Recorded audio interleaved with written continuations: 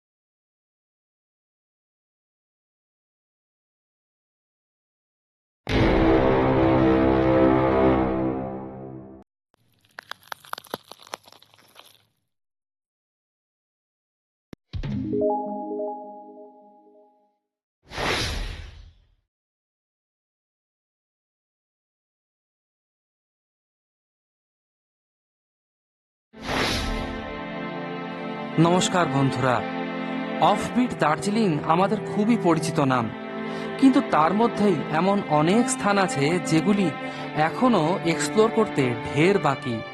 আর এর মধ্যে এমন অনেক স্থান আছে যেখানে বসে মেঘ বৃষ্টির খেলা দেখতে দারুণ লাগবে। সম্পূর্ণ পরিষ্কার একটা পাহাড়কে হঠাৎ মেঘ যখন ঢেকে ফেলে তখন তা যেন প্রকৃতির এক অপার্থিব দৃশ্য হয়।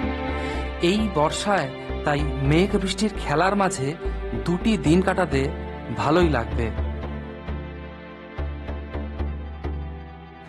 কিন্তু মেঘ বৃষ্টির এই খেলা দেখব কোথায়? আর বর্ষায় পাহাড়ের ধস বাধা হবে না তো? দেখুন, বর্ষাতে সেই স্থানগুলিতেই ধস নামে যেখানে প্রধানত একটি নদী আছে অথবা পাহাড়ের স্টিপ স্লোপ আছে।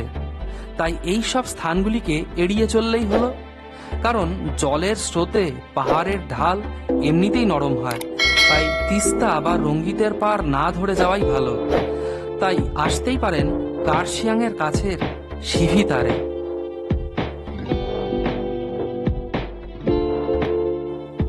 নামটা কি শুনেছেন কখনো?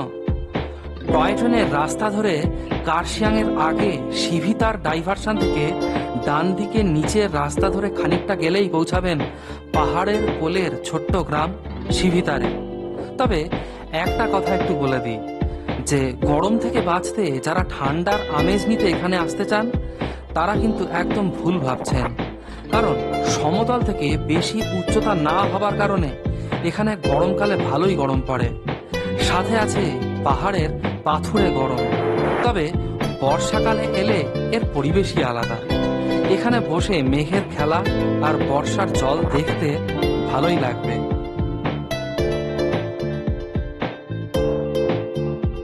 যাই হোক, শিভিতার পৌঁছানোর রাস্তায় রয়েছে এই পার্কটি। পঞ্চায়েত সমিতির উদ্যোগে বানানো পার্কটির প্রবেশ মূল্য 50 টাকা। কিছুটা সময় কাটানোর জন্য, বিশেষ করে শীতকালে, এই স্থানটি খুবই ভালো।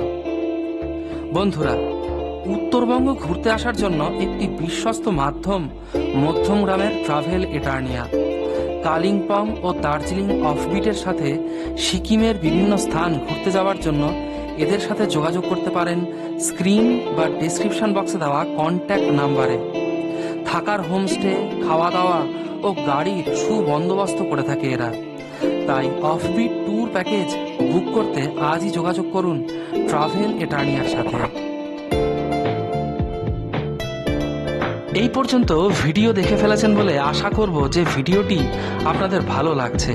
তাই ভিডিওকে একটি লাইক দিতে একদম ভুলবেন না। একটি লাইক আপনার কাছে বিনামূল্যের হলেও আপনার একটি লাইক আমাদের কাছে অত্যন্ত মূল্যবান। তাই ভিডিওটিকে একটি লাইক অবশ্যই দিন আর চ্যানেলটিকে সাবস্ক্রাইব করুন পরবর্তী ভিডিও পাওয়ার জন্য।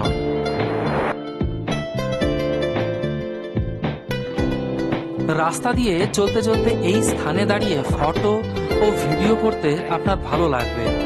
কিছুক্ষণ থেমে আবার এগিয়ে চলা, তারপর শেষে সিভিতার ডাইভারশন থেকে ডান দিকে নিচে নেমে পড়লাম পাহাড়ের অপূর্ব রূপ দেখতে দেখতে।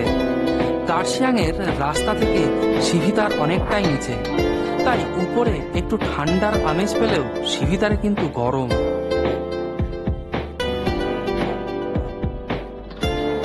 যাই হোক, হোমস্টে পৌঁছে দেখি দুটি ঘর আমাদের জন্য বরাদ্দ। আসলে উপরের 3টি ঘরের মধ্যে 2টি ঘর ট্রাভেল এটার্নিয়ার নেওয়া আছে, আর একটি ঘর হোমস্টে নিজের গেস্টের জন্য বরাদ্দ করে থাকে। আর নিচের ঘরগুলিতে হোমস্টের মালিকরা নিজেরা থাকেন। তবে যে ঘরগুলি ট্রাভেল এটার্নিয়ার নেওয়া আছে সেই 2টি ঘর থেকেই এখানে সব থেকে ভালো ভিউ পাওয়া যায়, আর আমরা ছিলামও ওই 2টি ঘরেই। যদি আপনি শুধুমাত্র হোমস্টে বুক করতে চান তাহলে তার জন্য হোমস্টের কন্ট্যাক্ট দিয়ে দেব ডেসক্রিপশন বক্সে। প্রথমত খাওয়া দাওয়া সেই একই রকমের। সকালে পুরি ঘুগনি বা তরকারি, দুপুরে ডিম ডাল তরকারি দিয়ে ভাত, ও রাতে ডাল তরকারি চিকেন দিয়ে ভাত অথবা রুটি। হোমস্টের ঘরে বসে বাইরের পরিবেশ দেখতে দারুণ লাগবে। দক্ষিণে তাকালে দূরে দেখা যাবে সমভূমি, আর বাকি সব দিক পাহাড়ে ঢাকা। জানলা থেকে নিচের দিকে তাকালে দেখা যাবে চা বাগিচায় মহিলারা চা পাতা তোলায় ব্যস্ত। সে এক অসাধারণ সুন্দর দৃশ্য। সবুজের সাথে মানুষের সম্পর্ক যেন নিবিড়। ফেলুদার সমাদদারের চাবি গল্পে ফেলুদার কথাটি এ প্রসঙ্গে মনে পড়ে গেল যে সৃষ্টির শুরু থেকেই মানুষের বিবর্তন সবুজের মাঝেই। তাই শহর ছেড়ে সবুজে প্রবেশ করলে মানুষের চোখ এমনিতেই আরাম উপভোগ করে।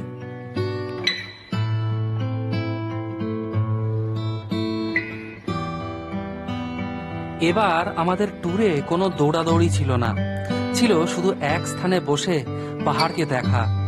মাঝে অবশ্য একটা দিন আমরা বেরিয়েছি কার্শিয়াংয়ের বিভিন্ন স্পট ঘুরতে, তবে সে কথা না হয় পরে বলছি। আজ আমাদের ভ্রমণ স্থান হলো হোমস্টের আশপাশের চা বাগিচা। হোমস্টে থেকে যেদিকেই যাবেন শুধু দেখবেন চা বাগিচা। সমতলের আগাছার মতো চারিদিকে হয়ে রয়েছে চা গাছ। কেউ কেউ শখ করে ছিঁড়ল কিছু চা পাতার কুড়ি।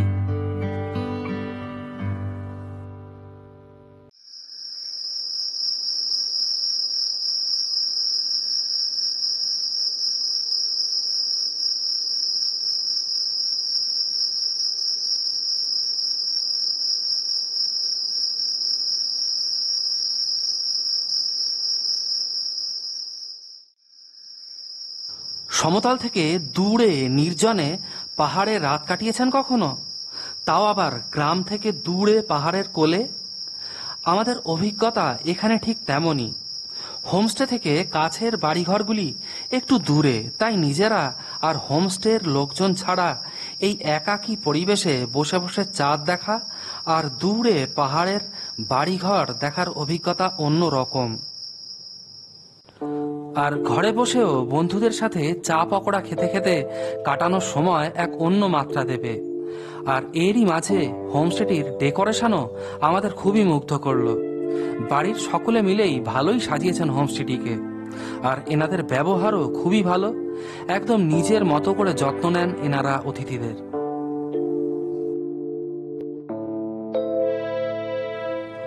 পরদিন সকালে লুচি ছোলার ডাল খেয়ে আমরা বেরোলাম কার্শিয়াং ঘুরতে। কিন্তু কার্শিয়াংয়ে আছে কি ঘোরার? চলুন তাহলে দেখবো এক এক করে।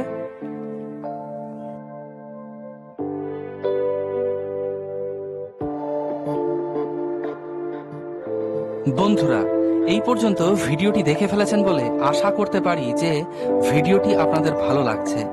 তাই একে আপনার মূল্যবান লাইক দিয়ে সমৃদ্ধ করুন আর শেয়ার করুন বন্ধুদের সাথে। আর চ্যানেলকে সাবস্ক্রাইব করতে একদম ভুলবেন না। প্রথমেই চলে এলাম গিড্ডা পাহাড়। গিড্ডা পাহাড় নামের অর্থ হল ঈগলের পাহাড়। এটি বিখ্যাত এর দৃশ্যপটের জন্য ও চা বাগিচার জন্য। মূলত লেপচাঁদের বাসভূমি এই স্থানে চা বাগিচার প্রতিষ্ঠা হয় 1881 সালে ফ্যামিলি দ্বারা।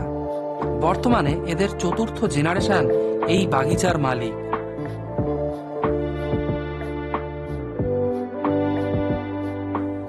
গিড্ডা পাহাড়ের অনন্য সৌন্দর্য আপনাদের দারুণ লাগবে। বিশেষ করে বর্ষাকালে এলে মেঘ ও রোদের খেলা আপনাকে মুগ্ধ করবেই। এখানেই আপনি অনুভব করবেন যে মেঘ কেমন যেন গায়ের উপর দিয়ে ভেসে উড়ে যাচ্ছে। জলে নয়, মেঘে গা ভাসানো যেন এখানেই সম্ভব। বেশ কিছুক্ষণ এখানে কাটিয়ে ফটো ভিডিও করে হুল্লোড় করে আমরা 5 মিনিট হেঁটে উপরে উঠব নেতাজি সুভাষচন্দ্র বোস মিউজিয়ামে।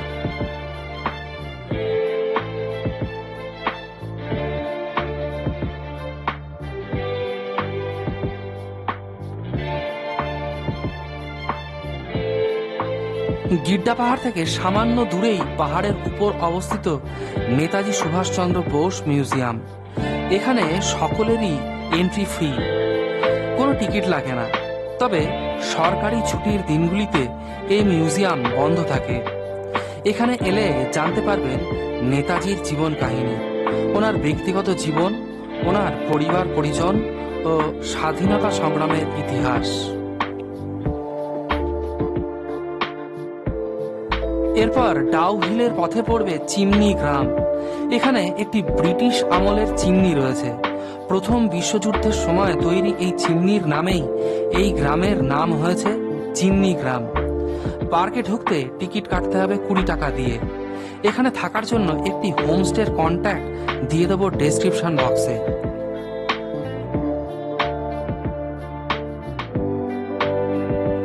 Mother of all haunted places.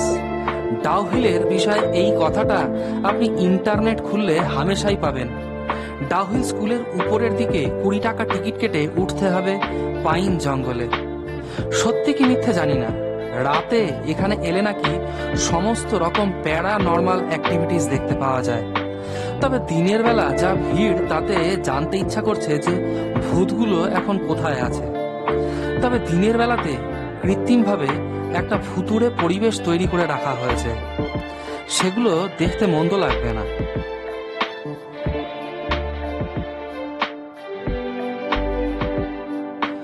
হেঁটে পাহাড়ের উপরের দিকে 700-800 মিটার গেলে দেখতে পাবেন ডিয়ার পার্ক। বাচ্চাদের খেলার জন্য দারুণ এক স্থান। এই পুরো জঙ্গলে ও পাইন ভরা স্থানে রাতের বেলা যে সত্যি ভুতুড়ে না হোক গা ছমছমে পরিবেশ তৈরি করে, তা আর বলার অপেক্ষা রাখে না।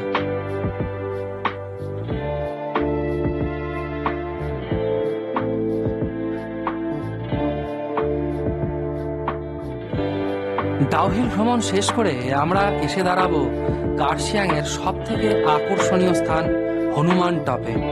হনুমান টপ কার্শিয়াং এর এমন এক স্থান যেখানে এলে বর্ষাকালে মেঘের খেলা দেখতে দেখতে কেটে যেতে পারে ঘন্টার পর ঘন্টা। পরিষ্কার পাহাড়ে কিভাবে নিচ থেকে মেঘ এসে পাহাড়কে ধুয়ে দেয়, তার আদর্শ উদাহরণ পাওয়া যেতে পারে এখানে এসে ভাগ্য ভালো থাকলে। আমরাও পেয়েছি তার স্বাদ। এইসব কারণেই বলছি যে বর্ষাতে এই স্থানের রূপ ও স্বাদ একদম অন্যরকম।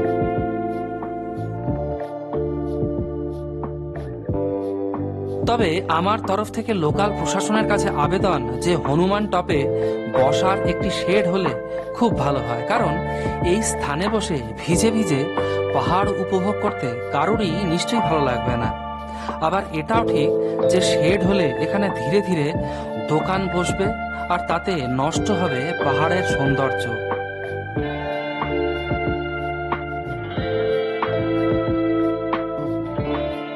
এই ট্যুরে যে দুটি স্থান আমার সব থেকে মন কেড়েছে তা হলো গিড্ডা পাহাড় ও এই হনুমান টাপ। তাই এই সব স্থান ভালো করে ঘুরতে হাতে 2টি দিন নিয়ে আসুন। তবে আমাদের সময়ের অভাবে যাওয়া হয়ে ওঠেনি কার্শিয়াং বাজার। আপনার সময় থাকলে ঘুরে নিতে পারেন কার্শিয়াং বাজার, আর কিছু কেনাকাটিও করতে পারেন।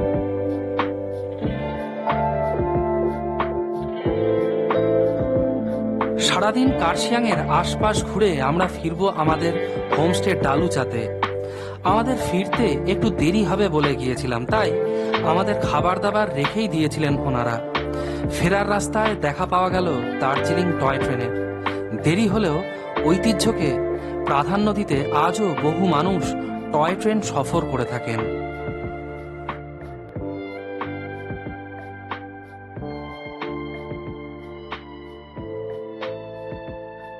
যাই হোক, সারাদিন ঘোরাঘুরি করে ক্লান্ত সবাই, তাই আজ তাড়াতাড়ি শুয়ে পড়া। সেই একই রকম স্থানীয় মুরগির ঝোল দিয়ে ডিনার শেষ করে শুয়ে পড়লাম। আজ আমাদের ফেরার দিন, কিন্তু ঘুম থেকে উঠে দেখি ঝমঝমিয়ে বৃষ্টি পড়ছে। এরকম স্থানে বৃষ্টি উপভোগ করাটাও দারুণ ব্যাপার।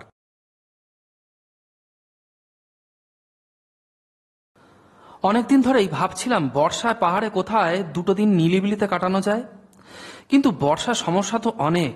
পাহাড়ে ধস, গাড়ির অসুবিধে, খাওয়া দাওয়ার সমস্যা ইত্যাদি। ডুয়ার্সে বর্ষায় জঙ্গল সাফারিও বন্ধই থাকে, তাই স্থান খুঁজে পাচ্ছিলাম না, অথচ মনটা খচখচ করেই চলেছে। এরই মধ্যে ট্রাভেল এটার্নিয়ার কাছ থেকে খোঁজ পেলাম এই স্থানের, তাই তৎকাল টিকিটই কেটে নিলাম। ফেরার সময় 6 জনের মধ্যে টিকিট মিলল 4 জনের। বাকি 2 জন প্যাসেঞ্জার না আসা সিটে টিটিকে ম্যানেজ করে চলে আসলাম।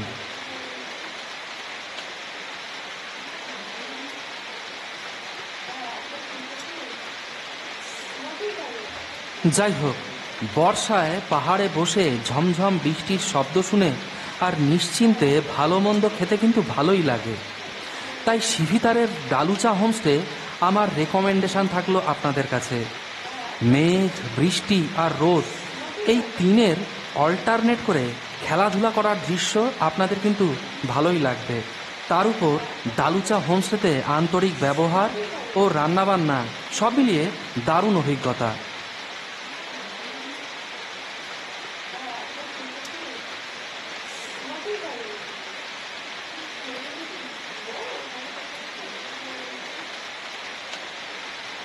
ঝমঝম বৃষ্টির আওয়াজ শুনতে সব থেকে কখন ভালো লাগে জানেন তো? শেষ রাতে, আধা ঘুম আধা জাগা অবস্থায়। ঠিক এই অভিজ্ঞতাই পেলাম শিভিতারে। ফেরার সকালেও বসে বসে চুপচাপ ঝমঝম আওয়াজ শোনার জন্য মন হয়ে উঠল ব্যাকুল।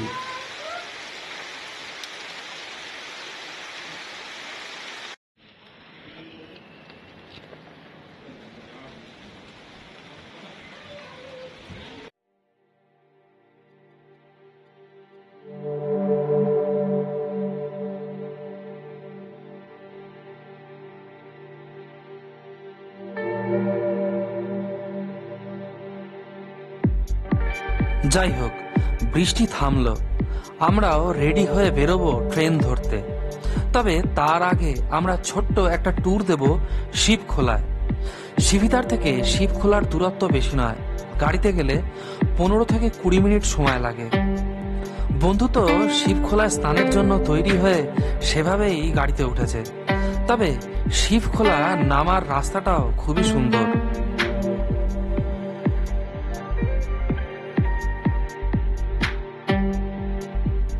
বন্ধুরা, এই পর্যন্ত ভিডিওটি দেখে ফেলেছেন বলে আশা করছি যে ভিডিওটি আপনাদের ভালো লাগছে। তাই রিকোয়েস্ট করছি যে ভিডিওকে লাইক করুন, মতামত থাকলে কমেন্ট করে জানান, বন্ধুদেরও শেয়ার করতে পারেন। ও হ্যাঁ, চ্যানেলকে সাবস্ক্রাইব করতে কিন্তু ভুলবেন না।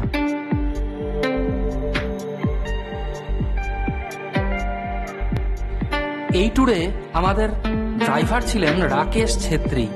সুমোর প্রতিদিনের ভাড়া ছিল 3000 টাকা করে। বিজনবাড়ির ট্যুর অপারেটর ইনি করে থাকেন। ওনার ওয়েবসাইট ও মেল আইডি দেওয়া থাকলো ডেসক্রিপশন বক্সে।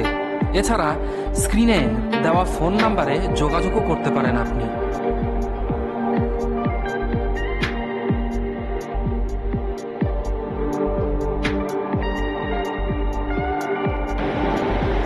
অনেকে শিবখোলায় এসে থাকেন সময় কাটানোর জন্য।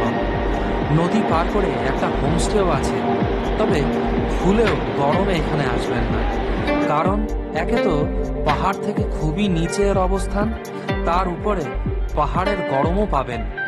তবে বর্ষায় ও শীতে এটি একটি ভালো ডেস্টিনেশন হতে পারে, বিশেষ করে বর্ষায়। এখানে থাকার জন্য হোমস্টেটির কন্ট্যাক্ট দেওয়া থাকলো ডেসক্রিপশন বক্সে।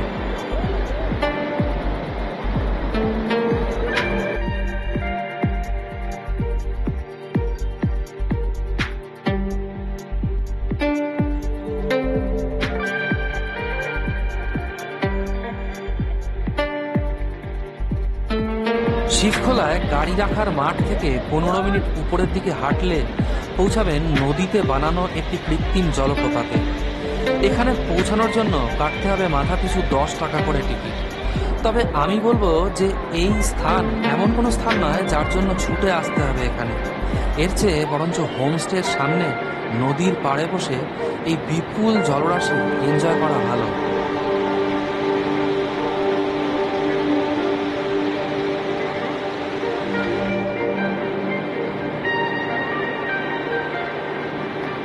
তবে শিবখোলায় একটি সুন্দর প্রাকৃতিক দৃশ্য হলো দুটি নদীর সঙ্গম। এর মধ্যে একটি তো শিবখোলা নদী, অপর নদীটির নাম জানা নেই। তবে এই স্থানটি দুটি নদীর মিলনে হয়ে উঠেছে অপূর্ব সুন্দর। যাই হোক, শিবখোলা দর্শন সেরে আমাদের ফেরার পালা।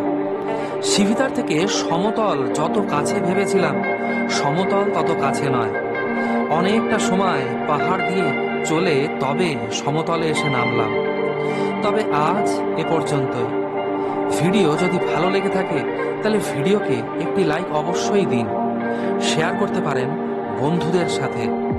কোনো প্রশ্ন থাকলে করুন কমেন্ট, আর হ্যাঁ, চ্যানেলকে সাবস্ক্রাইব করতে একদম ভুলবেন না। তাহলে খুব ভালো থাকবেন আপনারা। ধন্যবাদ।